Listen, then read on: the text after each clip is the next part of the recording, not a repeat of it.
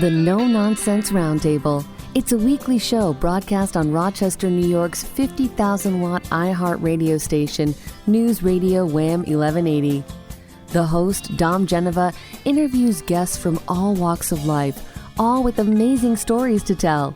What you are about to hear is a recording of a previous broadcast without the breaks and commercials, and with added visuals that enhance the radio experience. Now, here's host Dom Geneva.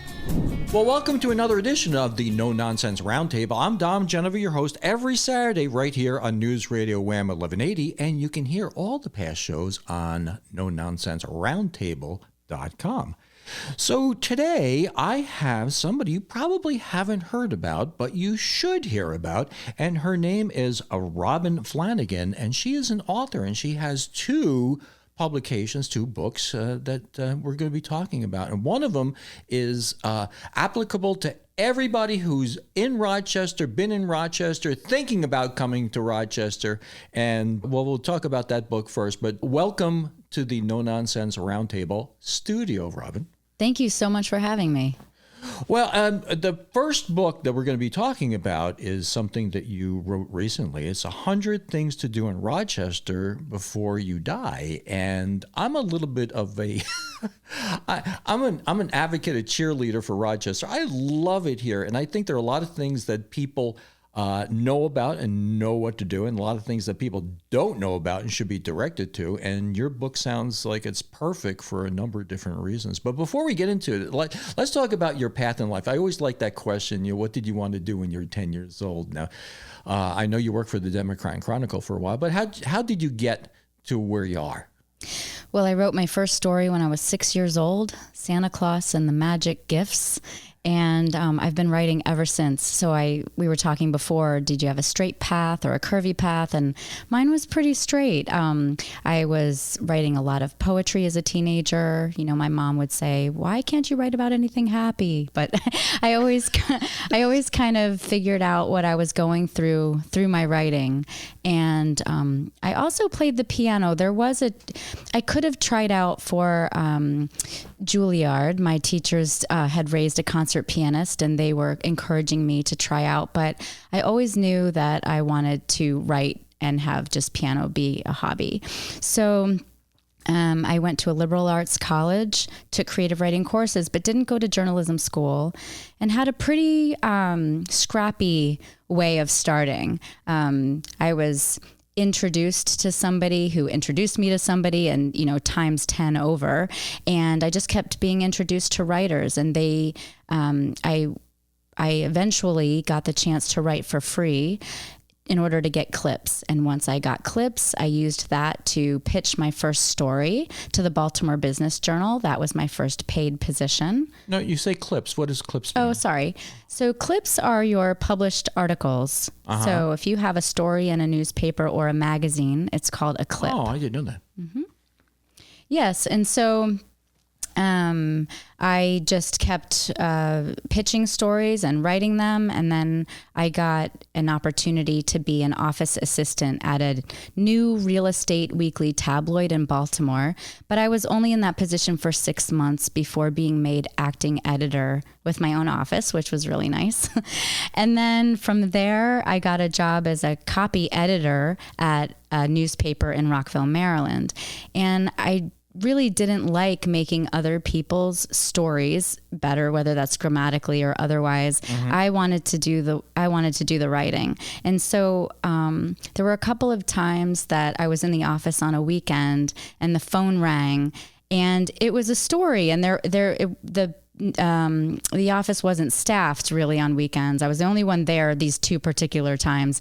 And so I decided to go cover it. I took my camera and went and reported the story, and my editors really liked it. And so soon I was made a reporter, and 3 papers later, I'm at the Democrat and Chronicle. And let's see, so that's what brought me to Rochester. I got a job in the features department at the Democrat and Chronicle in 1999.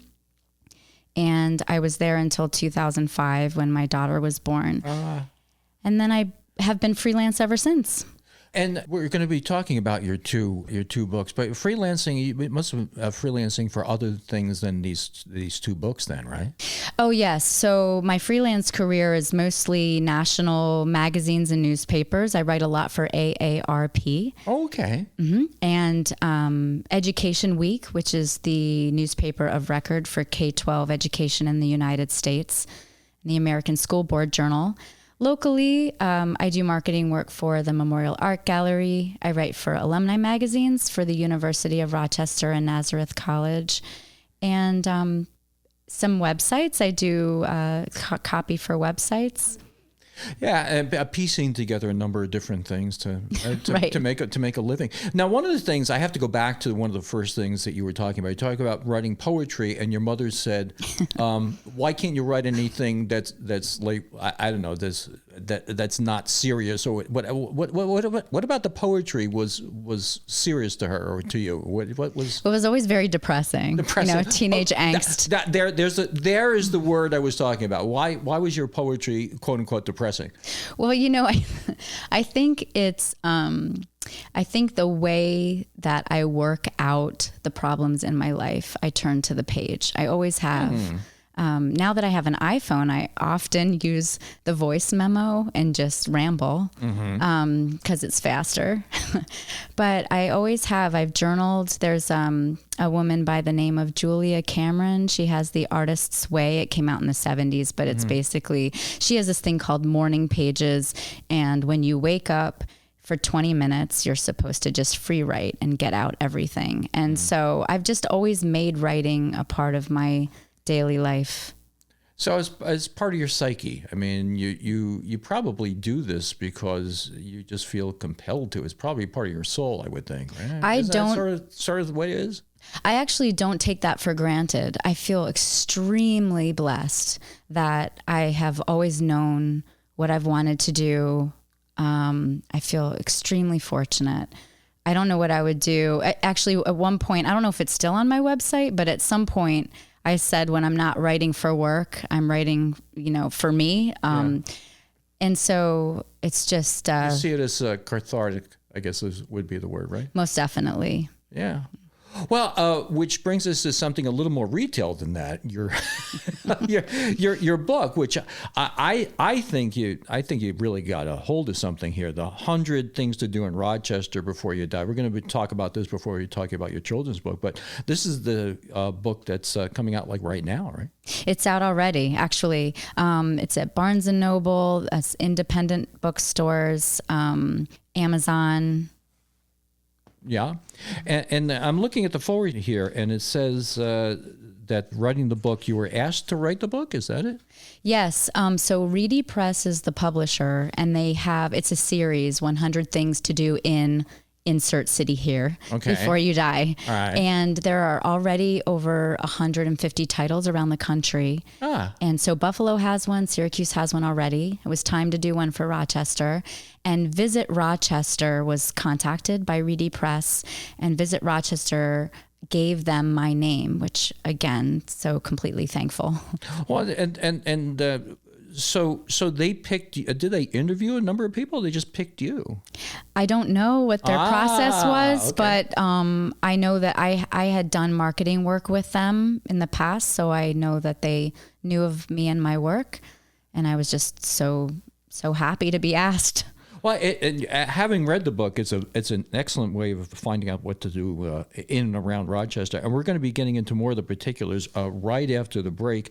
And we're going to talk about how you actually got to do some of this stuff. So right after this. Well, welcome back to the No Nonsense Roundtable. We're talking to Robin Flanigan, who just published a book. It's out this week. It's called 100 Things to Do in Rochester Before You Die. And this is a book, as Robin was telling us before the break, that's in over 100 different communities, and they pick out people in the community to do one of these books. So how did you get picked for this again? I mean, they reached out to you, the Greater Rochester... Visit Rochester. Visit Rochester, yep. Okay. So Reedy Press contacted Visit Rochester, and I had done some work with them in the past, and they suggested me, and I was very, very grateful for that.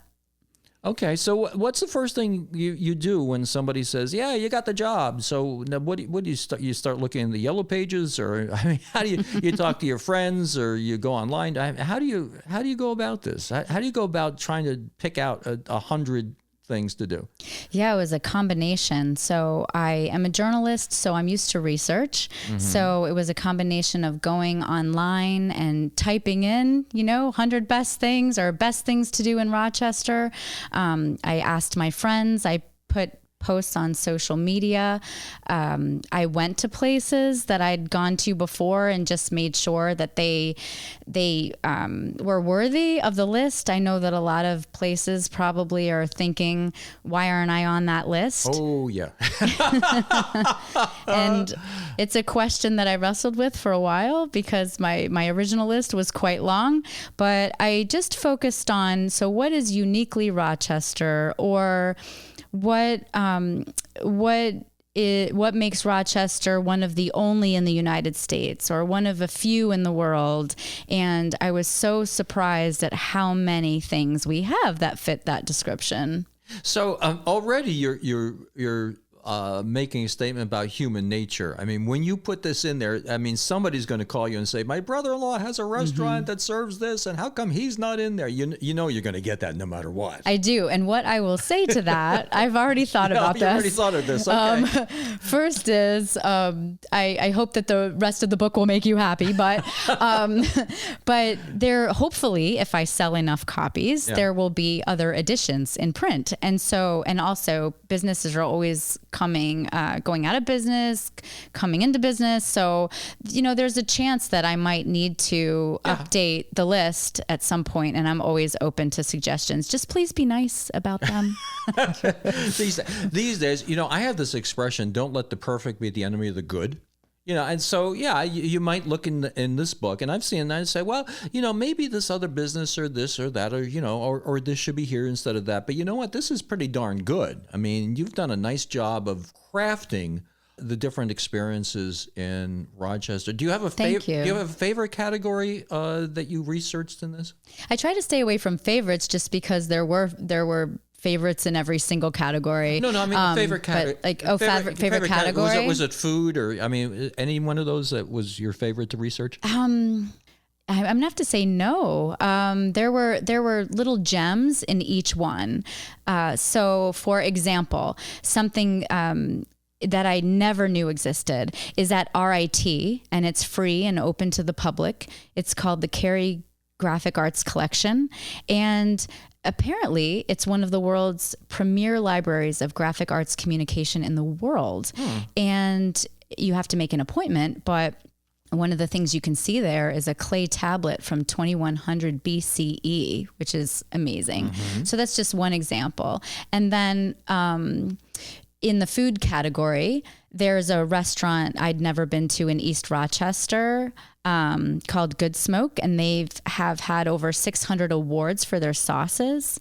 And so I went there and had a fabulous meal and have been back because I just discovered it. And so, just in every category, there's something that I didn't realize. And I've gone to the Little Theater since I've moved here in '99.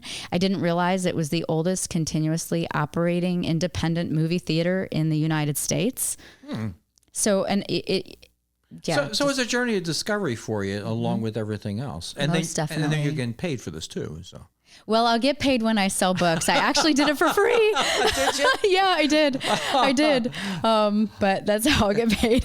And hence one of the reasons for you being on this show. So I usually go into the retail section of the show a little bit later, but since you are here basically on your own time, let's talk about how you get a copy of this book. It's on Amazon?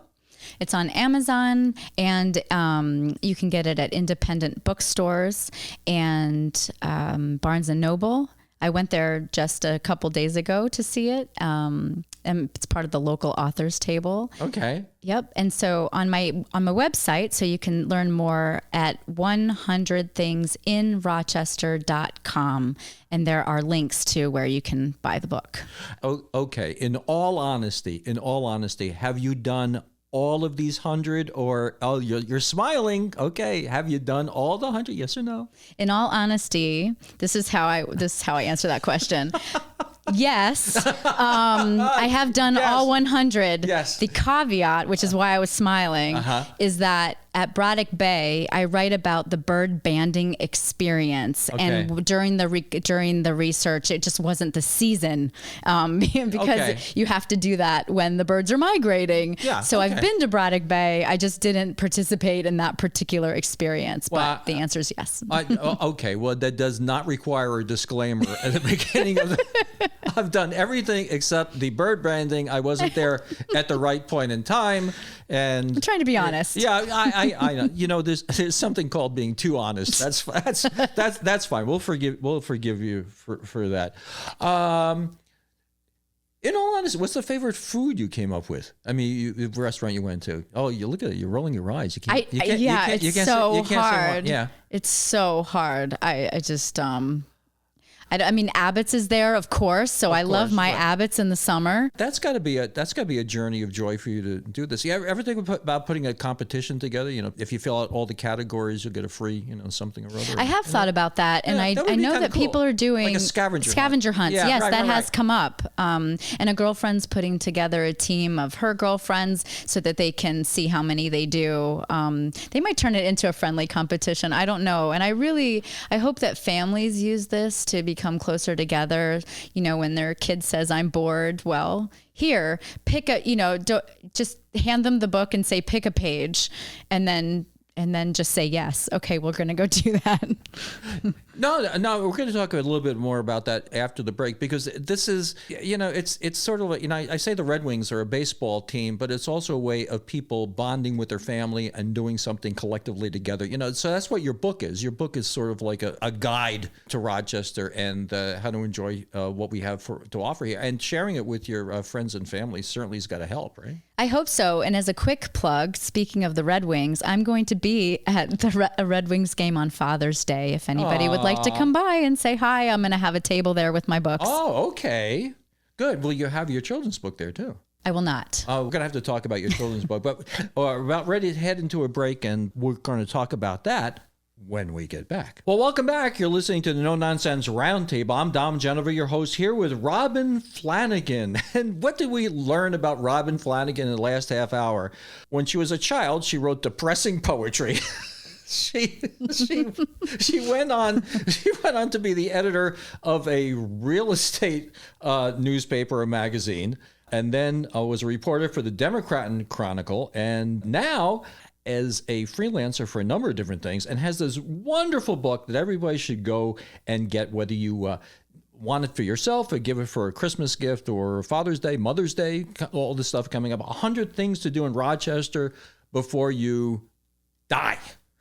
And that's the name of the book. And they have these books all across the country, which I didn't know about. But we were talking about the book itself and the things that you can do, and the things that it's going to show you that are great things about Rochester. But also that the book is kind of a vehicle for you to bond with people, get together, collectively go see things, do things, go to restaurants and stuff like that, which is a very good point, because the more people have this book, the more you can do those things. Yes, and I'm also trying to partner with businesses, real estate agents, nonprofit organizations. If you are a nonprofit organization and would like to use my book for a fundraiser, I'll donate 20% of the proceeds.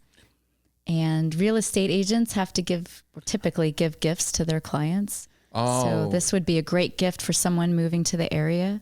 Oh, that would be a great idea. Sure.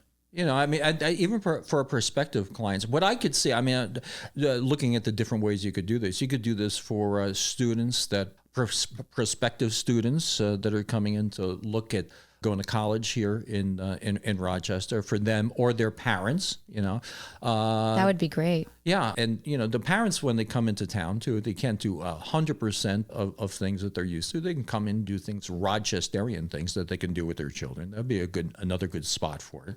And it it just seems like a tremendous asset. Now, tell me some of the more unusual. Try to pick out some of the more unusual things that we Rochesterians may not know about. I mean, we all know about garbage plates. I mean, that's fine, and we all know about maybe the Strong Museum, but we don't know a lot about the Strong Museum. I mean, so let's go into some of those things. Okay, well, a couple that came to mind. One is the Compline. Do you know about the Compline? No. It's at Christ Church downtown. And basically on Sunday nights, and it's not all year round, it's typically when the school, the university schedule is in season. So it's a monastic call to prayer and devotion, and it's Gregorian chant, and it's a lot of it is made up of Eastman School of Music students, which is why it tends to go with the school calendar. Mm-hmm. And you just go, and it's candlelit, and it's soft music chanting, and it's just so serene and calming and just beautiful. Wow. That does sound interesting. And a lot of people don't know about that. Well, there's some unusual facts of places we do know, though. I mean, the Richardson's Canal House at one time was something, well... It was a brothel. Okay, I didn't want to say it. I didn't want to say it, but yeah. So now, how did you come across that? I mean, they don't have like a sign out front that says, back when this was this, right? I mean, no, but I did find that out through research because that had been written about before. And also, if you are there eating and it's not too busy, a waiter or waitress might actually take you around and show you the little rooms where they used to do their business. Yeah, well, that's new. I mean, obviously that's news to me. I had no idea. And you were saying something about the lift bridge, right? Oh, yes. Yeah. So this is my favorite story of the book. So I do have a favorite, I suppose. This is my favorite story. Okay. So the Fairport Lift Bridge is unlike any other bridge in the world because no two angles are the same. And I had seen multiple newspaper articles about how this bridge had been mentioned in Ripley's Believe It or Not 17 times. Well, because I'm a journalist and I can't just use that information without verifying it, I contacted Ripley's. They had never heard of the Fairport Lift Bridge. They checked their current computer system and their files, and they just told me, sorry. But because they had learned about it from me, they do have a weekly Ripley's Believe It or Not cartoon on Thursdays. And because they learned about the bridge, they made it their main cartoon on September 15th, 2022. And because they did that, I was able to say that in the book, that the bridge was, in fact, mentioned by Ripley's. This is a full circle moment. Yeah. So you ended up legitimizing yourself. Is that? Sir, yes. Yeah. That's a good strategy. And then I'm looking at some of these things. Stroll on the not so secret sidewalk. Will you explain that to me? Sure. By Ontario Beach Park, a few blocks up, there is a sidewalk that runs between Lake Ontario and a bunch of beautiful houses. And it is city property, but it's open to the public, but I don't know how much the residents enjoy that. A long, long time ago, a friend of mine, when I was a reporter at the paper, a friend of mine who was also a reporter at the paper wrote about it. And I guess the paper heard about that from some of the residents. But since then, some of them have even made signs for people saying, please enjoy my gardens and just please be respectful. Please take your dogs, but no bikes. And so as long as people are respectful, I think it's a win-win. It's an absolutely gorgeous walk. And there are things that we do know about that we don't know about all that they do. It's like the Dryden Theater, and you talk about the nitrate, right? Yes, exactly. So many places in Rochester have collections that are nowhere else in the world. And anybody that doesn't know, the nitrate film was flammable, and so it's very hard to show these movies in their original form, right? Yes, exactly. And artisan works? Yes. Why are you laughing? I'm laughing because it's such a It's such a sensory overload. It's a wonderful place to be. No matter what your artistic taste, you'll probably find something in there. But it's just, you could never, if you went there your whole life, you would still find things you've never seen before. I'm looking at you. It's like you're afraid I'm going to stump you. I mean, you wrote you wrote this. You know, just don't hesitate. Go ahead. And Ganadagan. How do you pronounce that? Ganadagan. Ganadagan. Yeah, that's what I said. So that's another thing that I think a lot of people aren't aware of. Go into that. Yeah, speaking of that, actually, there are 4, everybody says, is it just in Rochester? And it's good point. Yeah, it's not just the city, it's also the suburbs, but there are also at least 4 places that are coming to mind now that are worth the trip. So one of them is Letchworth State Park, because that's the Grand Canyon of the East. And another one is the Jello Museum in Leroy, which is super fun. And another one is Genesee Country Village and Museum. And I think Ganadagan, is the 4th one. So it's worth a. Well, it's like Letchworth. I mean, it's not technically Rochester, right. but I mean, it's so spectacular. I mean, how can you avoid mentioning that? So, and then we go into a couple of like beer places and other things around here, and House of Guitars. And that's another reason to. I think I mentioned earlier there are almost 100, or there are more than 160 things in this book, and so for example, Genesee Brew House is mentioned as the main category. But then on a facing page, I talk about how we have a robust craft beer scene. And then I'll mention maybe, I don't even remember how many, but a handful of places so that you do get more than those 100. Yeah, it's a great guidebook. We're heading into another break. And when we come back, we're going to talk a little bit about this, but we're going to also talk about your children's book. Beautiful, beautiful children's book. I wish you could see it on the radio, but you can't. Well, welcome back to the No Nonsense Roundtable. We're talking to Robin Flanigan, author of 100 Things to Do in Rochester Before You Die. So I want to get into your children's book in a second or two, but let's put a cap on this 100 Things to Do in Rochester Before You Die. A wonderful guide, I guess, if you're coming to Rochester, you're in Rochester, this is one of these things where either way it works for you. Get a copy, take a look, and you can find things to do. You can find things to do in the good weather, bad weather, go eat, go see something. I mean, how do we get a copy of this again? It's on Amazon, independent bookstores, Barnes & Noble, and you can go to my website for links.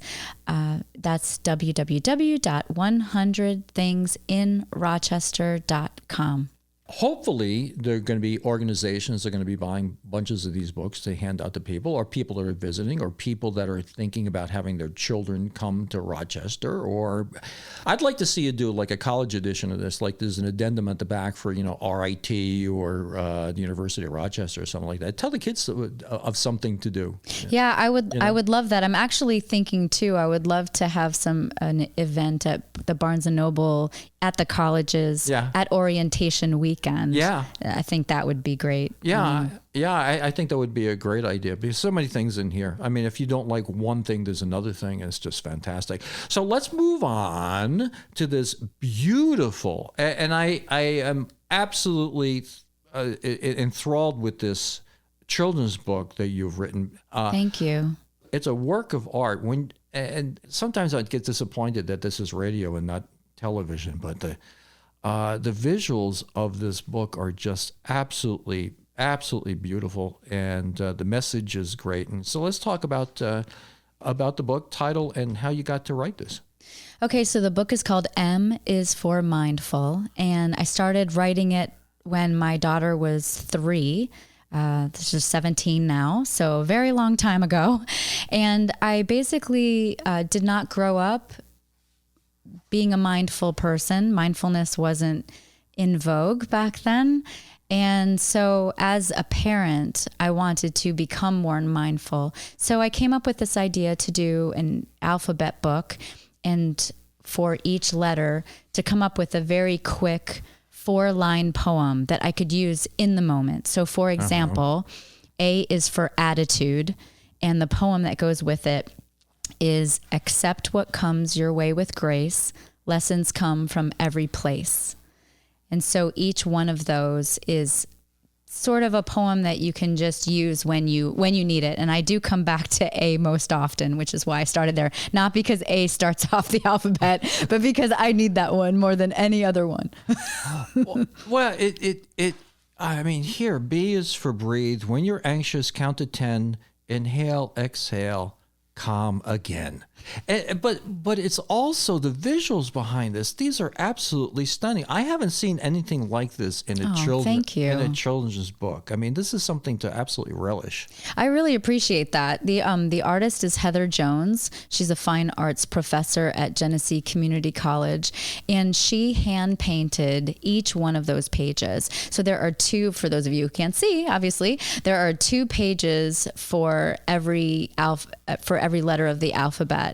And she took 26 weeks, 1 week for each letter, and just took her time and painted each one of those illustrations. So when we had our book launch in 2019, we had it in the gallery at the college where she works, and every one of them was hung up, and it was just gorgeous. So this might be a good time to say that we have partnered with teachers, therapists who are using the book, and there is sort of this Amazon resource for teachers called Teachers Pay Teachers. And on there is A to Z digital posters for the smart board that teachers can use. And there's also an aligned creativity journal and a coloring book. So we really, really hope that anywhere you live across the country, you can go on to Teachers Pay Teachers. I mean, obviously it's available on Amazon as well, but most of the teachers who are using the hardcover are local just because they've been with us from the beginning, and we've gone in and talked with the students and read to the students. And it's been lovely, especially with social emotional learning becoming such a big buzzword. We needed it before COVID, and now we need it even more. Well, I love it because it works on so many different levels. It's not, it has a right balance of message and the visuals. I'm looking at the one, O is for open, and background is a butterfly and a caterpillar. It says, lean in close, find something new in someone else's point of view. So it's a lesson. It's a very simple lesson that you could have with any child, and the visual is just very compelling. Thank you. Which helps get the message across, but it's also, she did an amazing job. Yeah, it really is. And so, how long did you say this book's been out? Since 2019. And again, probably Amazon, right? Yes, you can get it at Amazon. That's the best place to get it. And you say it's been in a lot of doctors' offices and such, right? Therapists' offices and classrooms mostly. And there's in an orphanage in Africa. Really? Mm-hmm. Yeah. Well, tell me about that. Well, I climbed Kilimanjaro in 2008. Whoa. And so, yeah. Whoa. Well, there's a whole nother show there. You climbed Kilimanjaro? Barely, but yes.